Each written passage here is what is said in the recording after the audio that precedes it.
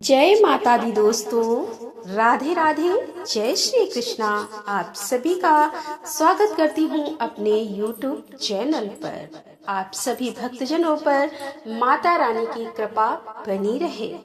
दोस्तों, आज हम सुनेंगे दुर्गा सप्तशती का 11वां अध्याय। देवताओं द्वारा देवी की स्तुति तथा देवी द्वारा देवताओं को वरदान देने का वर्णन किया गया है। महर्षि मेधा कहते हैं, दैत्य के मारे जाने पर इंद्रादि देवता अग्नि को आगे कर के कात्यायनी देवी की स्तुति करने लगे।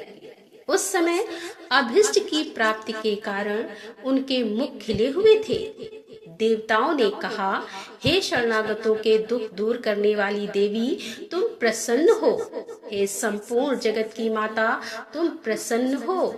विंध्येश्वरी, तुम विश्व की रक्षा करो, क्योंकि तुम इस चर और अचर की ईश्वरी हो। हे देवी, संपूर्ण जगत की आधार रूप हो, क्योंकि तुम पृथ्वी रूप में भी स्थित हो और अत्यंत पराक्रम वाली देवी हो। तुम विष्णु की शक्ति हो और विश्व की बीज परम माया हो, और तुमने ही इस संपूर्ण जगत को मोहित कर रखा है। तुम्हारे प्रसन्न होने पर ही ये पृथ्वी मोक्ष को प्राप्त होती है। हे देवी, संपूर्ण विद्याएं तुम्हारे ही भिन्न भिन्न स्वरूप हैं। इस जगत में जितनी स्त्रियां हैं, वह सब तुम्हारी ही मूर्तियां हैं। एकमात्र तुमने ही इस जगत को व्याप्त कर रखा है। तुम्हारी स्तुति किस प्रकार हो सकती है, क्योंकि तुम परम बुद्धि रूप हो और संपूर्ण प्राणी रूप स्वर्ग और मुक्ति देने वाली हो। अतः इसी रूप में तुम्हारी स्तुति की गई है। तुम्हारी स्तुति के लिए इससे बढ़कर और क्या युक्तियां हो सकती हैं। संपूर्ण जनों के हृदय में बुद्धि रूप होकर निवास करने वाली, स्वर्ग तथा मोक्ष प्रदान करने वाली हे नारायणी देवी, तुमको नमस्कार है। कला काष्ठा आदि रूप से अवस्थाओं को परिवर्तन की ओर ले जाने वाली तथा प्राणियों का अंत करने वाली नारायणी, तुमको नमस्कार है। हे नारायणी, संपूर्ण मंगलों के मंगल रूप वाली हे शिवे, हे संपूर्ण प्रयोजनों को सिद्ध करने वाली हे शरणागत वत्सला, 3 नेत्रों वाली गौरी, तुमको नमस्कार है। सृष्टि स्थित तथा संहारक की शक्तिभूता सनातनी देवी, गुणों का आधार तथा सर्व सुखमयी नारायणी, तुमको नमस्कार है।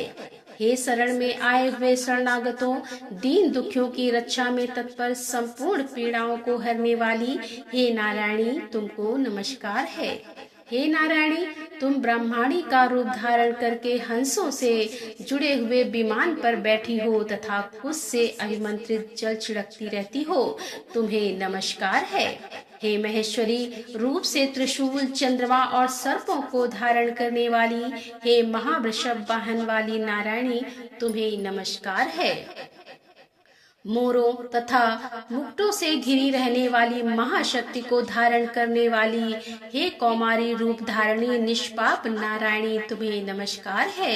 हे शंख, चक्र, गदा, फर, शांग, धनुष रूप आयुधों को धारण करने वाली वैष्णवी शक्ति रूपा नारायणी, तुम हम पर प्रसन्न हो, तुम्हें नमस्कार है। हे दांतों पर पृथ्वी धारण करने वाली बारह रूपणी कल्याणमयी नारायणी, तुम्हें नमस्कार है। हे उग्र नरसिंह रूप से दैत्यों को मारने वाली, त्रिभुवन की रक्षा में संलग्न रहने वाली नारायणी, तुम्हें नमस्कार है। हे मस्तक पर किरीट और हाथ में महावज्र धारण करने वाली, सहस्त्र नेत्रों के कारण उज्जवल व्रतासुर के प्राण हरने वाली ऐन्द्री शक्ति हे नारायणी, तुम्हें नमस्कार है। हे शिवदूती, स्वरूप से दैत्यों के महामत को नष्ट करने वाली, हे घोर रूप वाली, हे महाशब्द वाली हे नारायणी, तुम्हें नमस्कार है। दानों के कारण विकराल मुख वाली, मुंडमाला से विभूषित मुंड मर्दनी चामुंडा स्वरूपा नारायणी, तुम्हें नमस्कार है। हे लक्ष्मी, लज्जा, महाविद्या, श्रद्धा, पुष्टि, स्वधा, ध्रुवा, महारात्रि तथा महाविद्या रूपा नारायणी, तुमको नमस्कार है। हे मेधा सरस्वती, सर्वोत्कृष्ट ऐश्वर्य रूपिणी पार्वती, महाकाली, नियंता तथा ईश रूपिणी नारायणी तुम्हें नमस्कार है।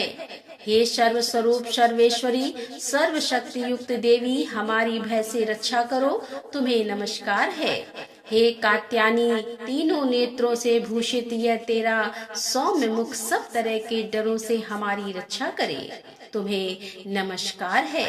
हे भद्रकाली, ज्वालाओं के समान भयंकर, अति उग्र एवं संपूर्ण असुरों को नष्ट करने वाला तुम्हारा त्रिशूल हमें भय से बचावे, तुमको नमस्कार है।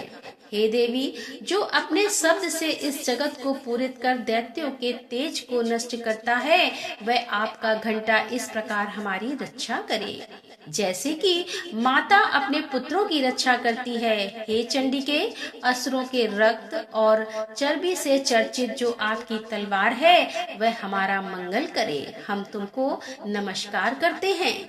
हे देवी, तुम जब प्रसन्न होती हो तो संपूर्ण रोगों को नष्ट कर देती हो, और जब रुष्ट हो जाती हो तो संपूर्ण वांछित कामनाओं को नष्ट कर देती हो। और जो मनुष्य तुम्हारी शरण में जाते हैं, उन पर कभी विपत्ति नहीं आती, बल्कि तुम्हारी शरण में गए हुए मनुष्य दूसरों को आश्रय देने योग्य हो जाते हैं। अनेक रूपों से बहुत प्रकार की मूर्तियों को धारण करके इन धर्मद्रोही असुरों का तुमने संहार किया है, वह तुम्हारे सिवा कौन कर सकता था। चतुर्दश विद्याएं, 60 शास्त्र और चारों वेद तुम्हारे ही प्रकाश से प्रकाशित हैं, उनमें तुम्हारा ही वर्णन है। और जहाँ राक्षस, विषैले सर्प, शत्रुगण हैं, वहाँ और समुद्र के बीच में भी तुम साथ रहकर इस विश्व की रक्षा करती हो। हे विश्वेश्वरी, तुम विश्व का पालन करने वाली विश्व स्वरूपा हो, इसीलिए संपूर्ण जगत को धारण करती हो। इसीलिए ब्रह्मा, विष्णु, महेश की भी वंदनी हो। जो भक्ति पूर्वक तुमको नमस्कार करते हैं, वह विश्व को आश्रय देने वाले बन जाते हैं। हे देवी, तुम प्रसन्न हो और असुरों को मारकर जिस प्रकार हमारी रक्षा की है, ऐसे ही हमारे शत्रुओं से सदा हमारी रक्षा करती रहो। संपूर्ण जगत के पाप नष्ट कर दो और पापों तथा उनके फल स्वरूप होने वाली महामारी आदि बड़े बड़े उपद्रवों को शीघ्र ही दूर कर दो। विश्व की पीड़ा को हरने वाली देवी, शरण में पड़े हुए पर प्रसन्न हो। त्रिलोक निवासियों की पूजनी परमेश्वरी, हम लोगों को वरदान दो। देवी ने कहा कि हे देवताओं, मैं तुमको वर देने को तैयार हूँ, आपकी जैसी इच्छा हो वैसा वर मांग लो, मैं तुमको दूंगी। देवताओं ने कहा कि हे सर्वेश्वरी, त्रिलोकी के निवासियों की समस्त पीड़ाओं को तुम इसी प्रकार हरती रहो और हमारे शत्रुओं को इसी प्रकार नष्ट करती रहो। देवी ने कहा कि वैव स्वतः मनवंतर के 28वें युग में 2 और महा असुर शुंभ और निशुंभ उत्पन्न होंगे। उस समय मैं नंद गोप के घर में यशोदा के गर्भ से उत्पन्न होकर विंध्याचल पर्वत पर शुंभ और निशुंभ का संहार करूंगी। फिर अत्यंत भयंकर रूप से पृथ्वी पर अवतीर्ण होकर मैं वैप्रचित नामक दानों का नाश करूंगी। उन भयंकर महाअसुरों को भक्षण करते समय मेरे दांत अनार पुष्प के समान लाल होंगे। इसके पश्चात स्वर्ग में देवता और पृथ्वी पर मनुष्य मेरी स्तुति करते हुए मुझे रक्त दंतिका कहेंगे। फिर जब 100 वर्षों तक वर्षा न होगी, तो मैं ऋषियों की स्तुति करने पर आयोनिज नाम से प्रकट होंगी और अपने 100 नेत्रों से ऋषियों की ओर देखूंगी। अतः मनुष्य शताक्षी नाम से मेरा कीर्तन करेंगे। उसी समय मैं अपने शरीर से उत्पन्न हुए प्राणों की रक्षा करने वाले शापों द्वारा सब प्राणियों का पालन करूंगी और तब इस पृथ्वी पर शाकंभरी के नाम से विख्यात होंगी। और इसी अवतार में मैं दुर्ग नामक महाअसुर का वध करूंगी और इसमें मैं दुर्गा देवी के नाम से प्रसिद्ध होंगी। इसके पश्चात जब मैं भयानक रूप धारण करके हिमालय निवासी ऋषियों महर्षियों की रक्षा करूंगी, तब भीमा देवी के नाम से मेरी ख्याति होगी। और जब फिर अरुण नामक असुर तीनों लोगों को पीड़ित करेगा, तब मैं असंख्य भ्रमरों का रूप धारण करके उस महादैत्य का वध करूंगी। तब स्वर्ग में देवता और मृत्यु लोक में मनुष्य मेरी स्तुति करते हुए मुझे भ्रामरी नाम से पुकारेंगे। इस प्रकार जब जब पृथ्वी राक्षसों से पीड़ित होगी तब तक मैं अवतरित होकर शत्रुओं का नाश करूंगी। बोलो माता रानी की जय। तो यहाँ पर दुर्गा सप्तशती का 11वां अध्याय का समापन करते हुए इसके आगे के पाठ के साथ हम आपके सामने फिर उपस्थित होंगे। तब तक के लिए हर हर महादेव, जय भोलेनाथ की जय माता दी।